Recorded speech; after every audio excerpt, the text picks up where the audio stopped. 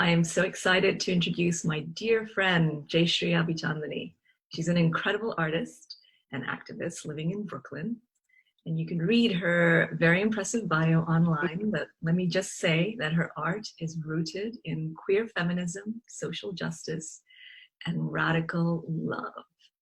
So we're going to take a look today at her studio, which I had the pleasure of visiting earlier this summer. Hi, Jaishri. Hi, Abeer. Thank you nice so to see much for having me. So you got the studio earlier this year, right?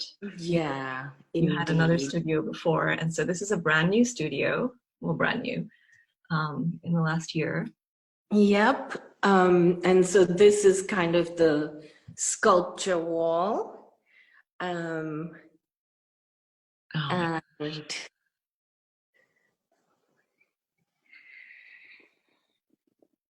these are, this is a portrait of an Australian couple called Two Boys in Saris. I would highly recommend checking out their Instagram. This is quite a direct portrait of them. And this is my painting wall of the portraits of South Asian feminists that you are a part of as well. So I wanted to talk to you a little bit more about this. How did you get the idea for doing a series of these portraits? So what happened is actually I was doing really tiny little sculpey portraits of folks in the community. And then Alexandra Chang, who was then, let me focus in on yours a bit. Oh yeah, there's my... Yeah, so there's your necklace and your earring within the painting. I gave Jaishri a broken earring of mine, and she used it and made it a necklace for this portrait. Yep, and sculpted this frame for you. And as you said, silver was one of your favorite colors, so it was silver and so on and so forth. So as I was saying, Alexandra Chang, who's a curator at that time at NYU Asian Pacific American Studies Institute, had asked me to expand on the series for the 25th anniversary of the Asian Arts Initiative in Philadelphia.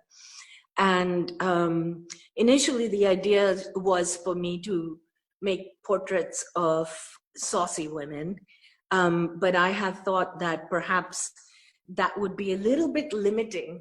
And so even though I started, so here's Swati Khurana, who is a saucy co-founder, founding member. This is a portrait, a sculptural portrait made out of polymer clay, Sculpey. And this is my co-founder of Saucy London, Sonia Mehta. So initially I had started out doing these sculptural portraits. Here we have Tahira Naqvi. Let me just jump in real quickly and just say Saucy is the South Asian Women's Creative Collective that Jaishri found back in 1987? 97. Okay. So here you're looking at two Dalit writers. This is Mimi Mondal, who writes sci-fi. And this is Yashika Dutt, who's got this brilliant autobiography coming out as Dalit. And here you have Prachi Patankar and Anju Kamath, who are best friends, and they have had this really productive friendship that has resulted in so much activist work. And so I painted them together, and here is another pair of best friends. So that's Tanu and Rage, and they even have this amazing podcast called Bad Brown Aunties. All right, I love that podcast. Yep, and then this is a wedding portrait of Suzanne Prasad and her wife Kavita. I believe her name is Kavita. I could be wrong about that, but this is taken from their wedding portrait. So you have like this wedding garland and this heart and these cherubs, you know, kind of celebrating them. And there's another portrait of Dilo and their partner Anjali, who are also married. I love how you, I didn't realize this until you made my portrait, that you incorporate items or themes or motifs that Yes. are close to the person's heart Yes. or work. See this little legal scales, because Menaka is one of the two lawyers who's responsible for winning Section 377 in India. Yeah, in India, yeah. And winning the rights for LGBTQ Indians. She's a superhero for sure. Exactly. So she's at the center of this, you know, diamond.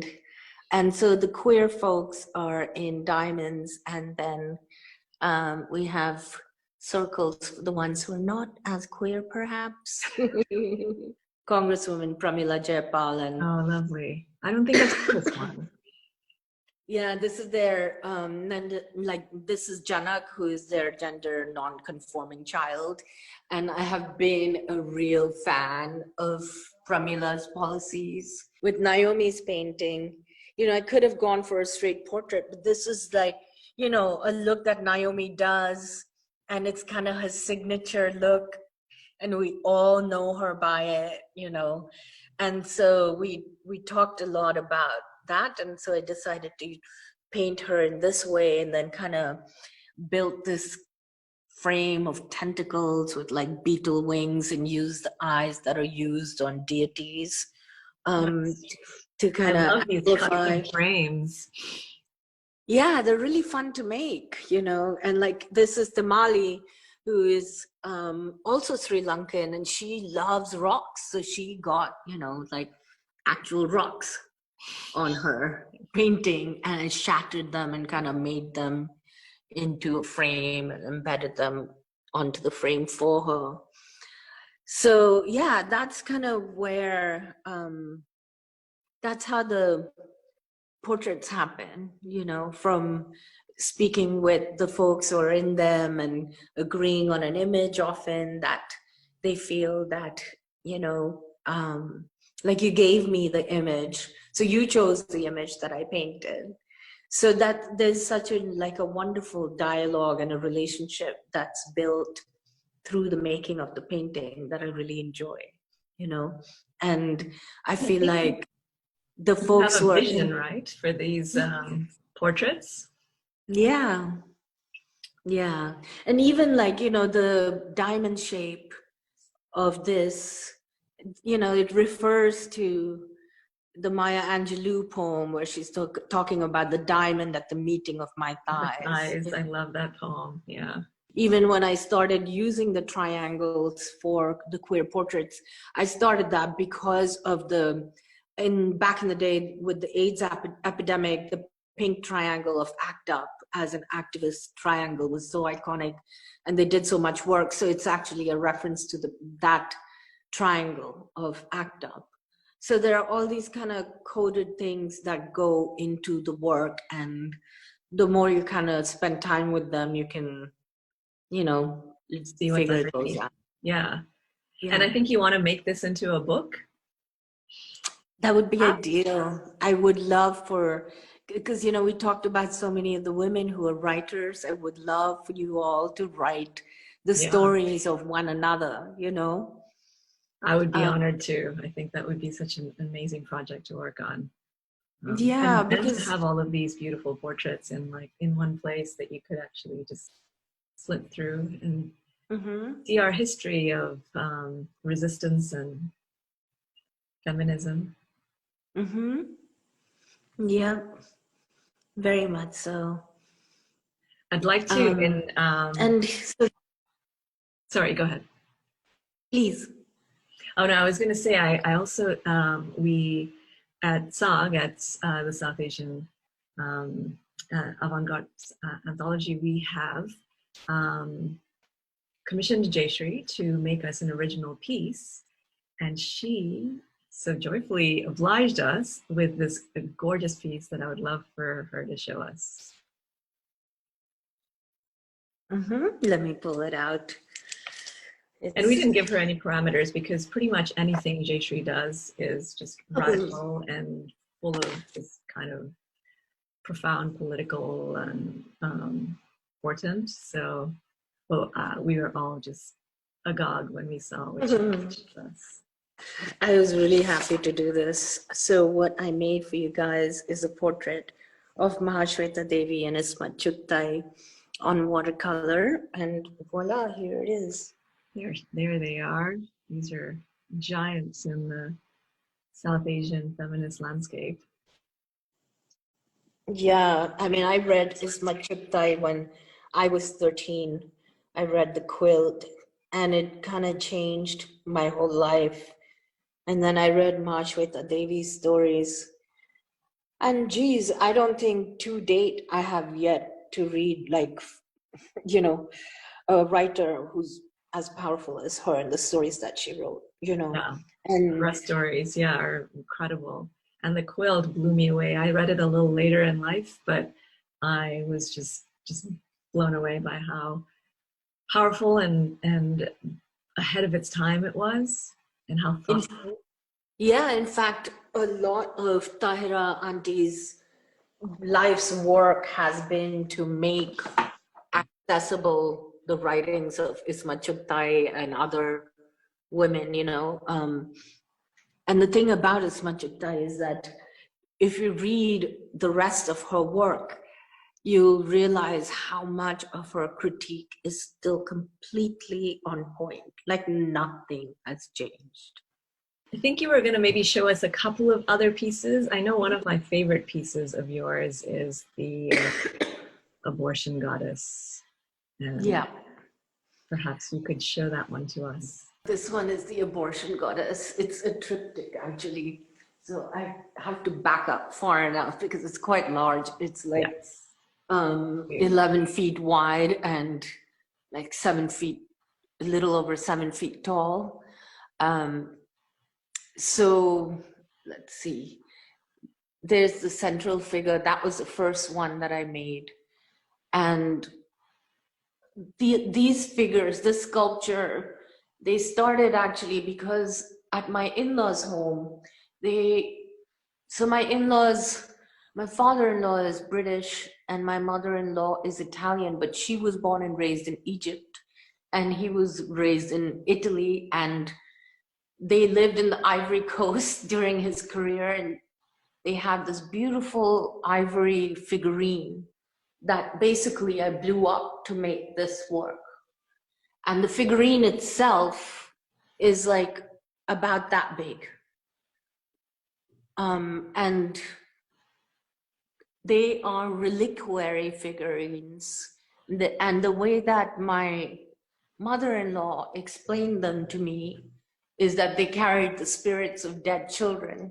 Wow. And that wasn't a very accurate translation, but the spirit of what she said led me to feel like, you know, I need to just make this as an abortion goddess, you know. And so I did a bunch of research on the reliquary figurines and their formal aspect. And then I started to mess with it. And I, you know, started to mess enough with the form to be able to start to put things in it that were like, say, Kali's tongue in this one, you know. And that one came from making this one, which was like pretty much a direct replica of the face of one. And I was so taken by that mouth, and I was like, that mouth needs a tongue. And so then that one got the tongue, you know. And what I did was take a lot of the decorative elements that they were using and then fuse them with my own kind of South Asian decorative elements and made something that was, you know, its own thing. Mm-hmm. And then there's even a story behind this jewel that like hangs suspended there, which is so there are two things I should mention. One is that the big figure is carved from the form of my partner, my husband Richard, and the little figures are carved from my son's body. Oh wow.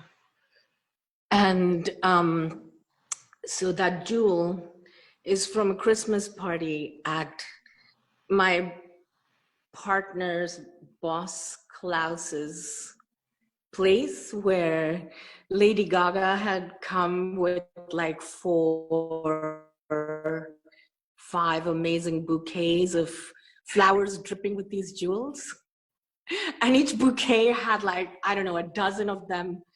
And so with the cooperation of some of my partners, colleagues, we liberated some of those jewels and repurposed them. I love it. I don't think I knew that story. Because, you know, everybody understood that, you know, instead of going in the trash, they would be much better off Absolutely. in my work. And so, you know, the other one is right here in another kind of, do you see its reflection?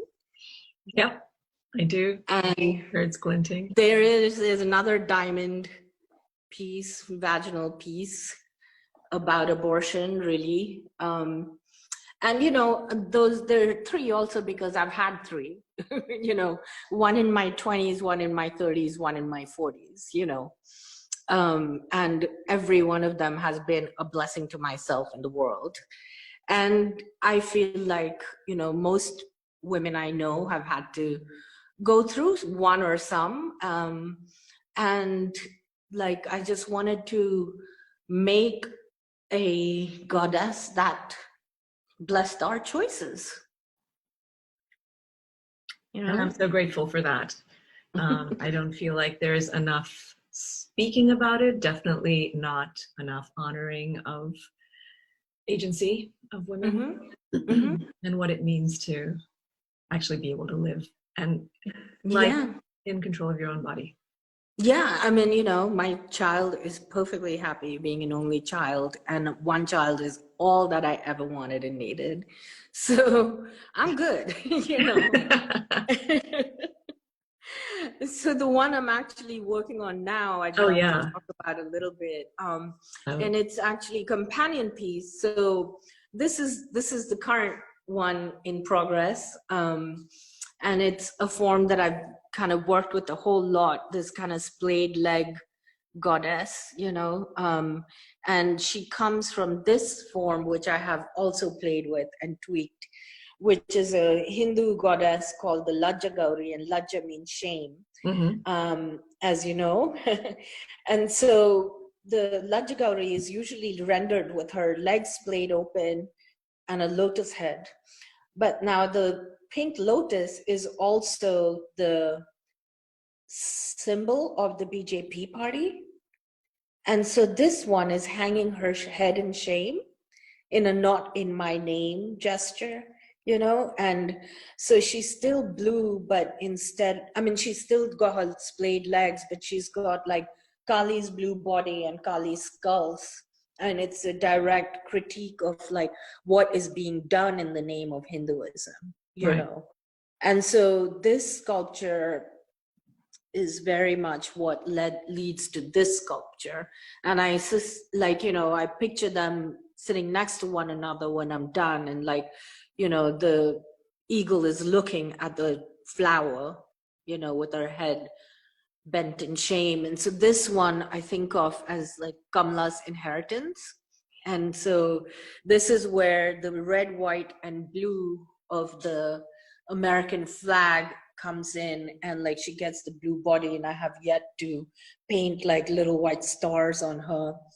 And then here she has this broken wing, right wing, right wing, amputated. So clever. It's very direct. Yeah. If you read it, it's not at all fucking subtle, but you know, sometimes if you want to be clear, you can't really, you know, worry about subtlety. And, you know, there's the amputated wing, and I have yet to clad it, but it will sit at the feet, you know, like broken.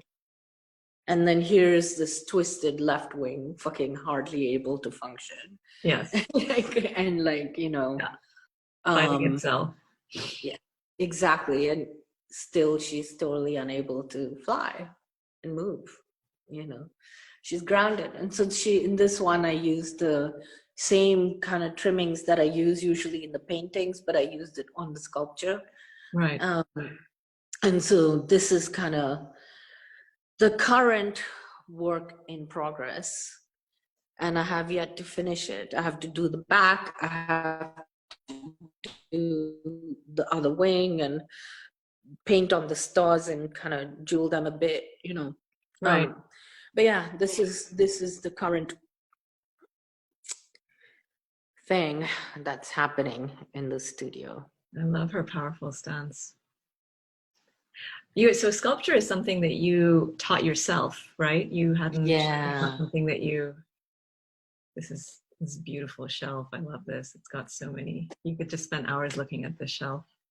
So this was the very first sculpture I did from scratch in 2013. Wow. And it's a replica of Indus Valley artifacts. And my family is from Sindh.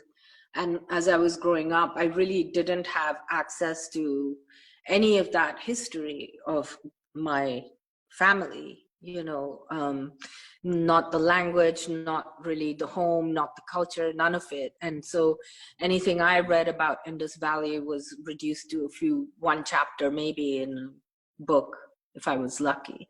And then when I started to do the research, I found that they had been finding hundreds and hundreds of these, you know, figurines in Harappa, in the Indus Valley. And they were kind of very, very well known in Pakistani art history and stuff, but not at all in India. Oh, and wow. So I started to like remake initially what I found. They're like, these first ones are like direct replicas. But then what started to happen is that the language started to evolve, and I ended up making 108 of them. And they took on kind of more contemporary issues, like that's a hands up, don't shoot one. Right.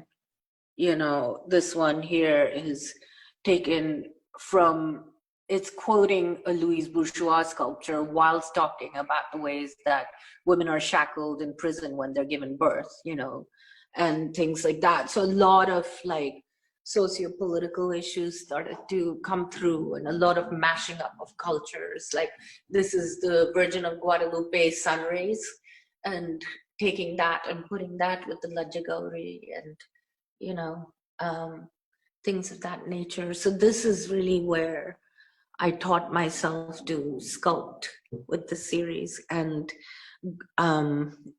once I finished that, I kind of moved on to these, which are made of like different materials, you know, and I don't have to worry so much about them breaking and things of that nature. I felt like this is what I have needed to do my whole life. Like my whole life was building up to them, you know. Yeah. Like I love painting, but painting is much harder for me than sculpture is. So way harder. No way. Yeah, sculpture, there's just, to me, there's so much magic in like creating a form where nothing exists before, you know, just out of like wire and foil and epoxy, and like there's nothing and suddenly there's a whole form. All right, so I think we're probably close to out of time, but I wanted to thank you for showing me your studio, and I hope people are able to go see your shows, go see your work in different spaces. And thank you so much.